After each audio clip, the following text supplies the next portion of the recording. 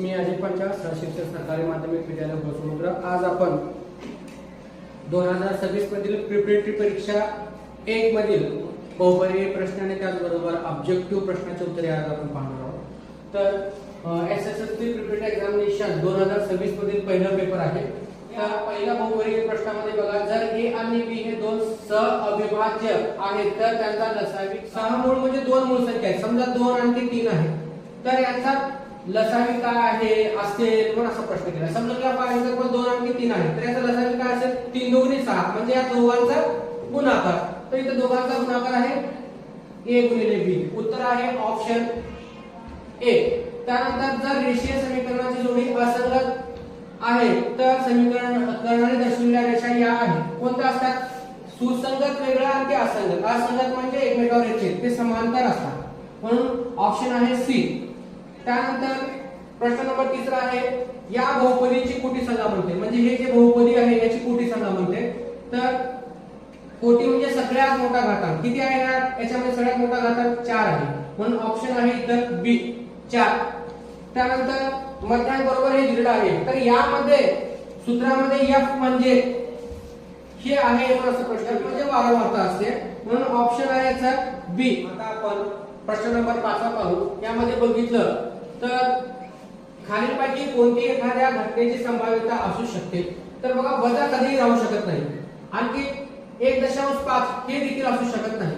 तर इथं बघितलं 5 आणि खाली 2, हे खाली 2 म्हणजे छेदामध्ये 2 वरच्या पेक्षा अंशापेक्षा छेदामध्ये लहान संख्या कधी असू शकत नाही। तर इथं बघितलं तर हे जे बी ऑप्शन आहे हे बरोबर ऑप्शन आहे, म्हणजे 1/5 असं संभाव्यता असू शकते। त्यानंतर प्रश्न आहे बघा, sin 30 plus cos 60। sin 30 ची किंमत असते 1/2 प्लस आहे म्हणून प्लस लिहितो, cos 60 ची किंमत असते 1/2 म्हणजे अर्धा अधिक अर्धा म्हणजे 1। उत्तर आहे सी। त्यानंतर कडांची लांबी 6 सेंटीमीटर असलेल्या एका घनाचे घनफळ हे आहे म्हणून असं विचारलं, म्हणजे घन पदार्थ आहे, असं घन आहे। आणखी याची बाजू 6 असेल तर आपल्याला काय म्हणजे घनफळ काढा म्हणते, म्हणजे बाजूचा घन असं सूत्र असते, बाजूचा घन तर 6 चा घन म्हणजे 216 घन सेंटीमीटर इतकं काय याचं उत्तर आहे। तर बघायचं याच्यामध्ये कुठं आहे उत्तर? इथं आहे बघा, ऑप्शन ए ला उत्तर आहे। त्यानंतर n सम नैसर्गिक संख्याच्या बेरजेमधून n विषम नैसर्गिक संख्याची बेरीज वजा करायची आहे। तर n नैसर्गिक संख्या म्हणजे n कंसात n अधिक 1, तर वजा करायचा आहे म्हणून वजा देतो। आणखी n विषम नैसर्गिक संख्या म्हणजे n चा वर्ग असते, तर या दोघांचा गुणाकार केला n गुणिले n n चा वर्ग अधिक n गुणिले 1 n वजा हे n चा वर्ग। तर बघा, हे वजा आहे हे अधिक आहे, दोन्ही कॅन्सल होतात आणि उत्तर येते n। तर याच्यामध्ये बघायचं पाहायचं आहे कुठं आहे n? इथे आहे ऑप्शन डी।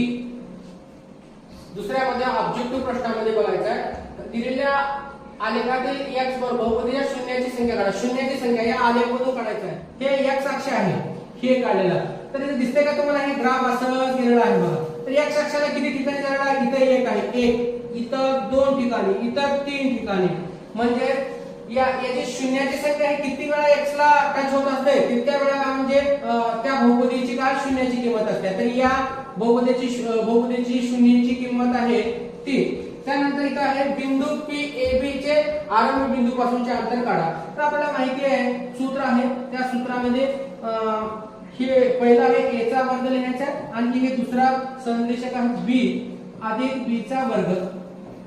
तर हे आता प्रश्न नंबर 11 मध्ये बघितलं तर ए बी बाजूशी त्रिकोण PQR ची संगत बाजू काढा, म्हणजे याची संगत बाजू या PQR ची संगत बाजू काढायची आहे। ए बी कुठं आहे? इथं आहे बघा, ए आणि हे बी कसं आहे 80 पासून इथं कोण आहे ते असं काय म्हणजे माहितीये का स्थान आहे तिथं आहे, तर 80 पासून कोण आहे ते स्थान इथं आहे, म्हणजे ए बी चं जे संगत बाजू आहे PR आहे, PR। त्यानंतर आहे r एकके त्रिज्या असलेल्या एका गोलाचे घनफळ काढण्याचे सूत्र लिहा। r एकक त्रिज्या असलेल्या एका गोलाचे घनफळ बरोबर सूत्र लक्षात ठेवायचं 4/3 पाय r चा घन एकक असं त्याचं उत्तर आहे। 2x अधिक 3y वजा 9 आणि 4x अधिक 6y वजा 18 बरोबर या रेषीय समीकरणात आपल्याला किती उकली आहेत? तर आपल्याला पडताळून बघायचं आहे. पहिले हे लिहायचं आहे 2, पुन्हा हे लिहायचं आहे छेदात 4, त्याच्यानंतर हे दुसरे लिहायचं आहे 3, आणखी नंतर लिहायचं आहे 6. बघा हे दोन्ही सारखे आले. त्याच्यानंतर इथं बघायचं हे 9 वजा 9, त्यानंतर आहे वजा 18. इथं बघितलं तर बेका बे दुगुणी 4, 3 एका 3, 3 दुगुणी 6, 9 एका 9, 9 दुगुणी 18 असं या लागलेलं आहे. तर हे वजा पण कॅन्सल होतात. म्हणजे सगळं काय बरोबर आहे. म्हणजे या आठवणीनुसार a by a2 equal to b1 by b2 equal to c1 by c2 असं असतील तर काय असते अनंत उकली असते. एका अंकगणिती क्रमाचे तिसरे पद 13 आणखी दुसरे पद 8 आहे तर त्या अंकगणिती क्रमाचे पहिले पद काढा. अंकगणिती क्रमाचे तिसरे पद म्हणजे a3 बरोबर 13, तर a अधिक 2d बरोबर 13 आणि दुसरे पद आहे a2 बरोबर 8 म्हणजे a अधिक d बरोबर 8 असा आहे. तर अंकगणिती क्रमाचे पहिले पद काढायचे आहे आपल्याला. तर हे दोन समीकरण मिळालेले आहेत. मी काय करतो a अधिक 2d बरोबर 13 मधून मी म्हणजे या समीकरणातून हे समीकरण मी वजा करतो. a अधिक d बरोबर 8 वजा केला असता तर चिन्ह बदलतात. हे दोन्ही कॅन्सल. 2d मधून 1d गेला असता d आणखी त्यानंतर 13 मधून 8 गेले 9 10 आणि 3 हे 5. d बरोबर आपल्याला 5 मिळालेला आहे. तर क्रमाचे पहिले पद काढावे. दुसरे पद म्हणजे a अधिक d बरोबर 8. त्याच्यामध्ये d ची किंमत ठेवू a अधिक 5 बरोबर 8. तर a बरोबर 8 मधून हे 5 गेले तर a बरोबर किती 3. असा आहे 16वा आकृतीत x ची किंमत काढा. x कुठे आहे हे आहे x. तर आपल्याला माहिती आहे की एक छोटा त्रिकोण आणि एक मोठा त्रिकोण आहे. आपण काय करताय छोटा त्रिकोणाची बाजू आहे 2 ते लिहुता प्रमाणामध्ये. त्यानंतर लिहुता मोठ्या त्रिकोणाची बाजू म्हणजे 2 अधिक 3 म्हणजे 5 बरोबर. त्यानंतर छोट्या त्रिकोणाची बाजू आहे 4. छेदात आपल्याला काढायचा आहे x, इथे येणार आहे x. त्यानंतर याला सोडवायला चालू करायचं आहे. हे x इथे येईल 2 तिथे जाईल म्हणजे x बरोबर हे 4 नंतर हे 5 भागाकाराच्या पलीकडे जाऊन गुणाकारामध्ये छेद हे 2 इथलं गुणाकार असेल भागाकारामध्ये. तर x बरोबर 5 × 20 छेद 2 म्हणजे 2 भाग दिला असता 2 × 20. तर x बरोबर 10 इतकी किंमत यायला लागलेली आहे.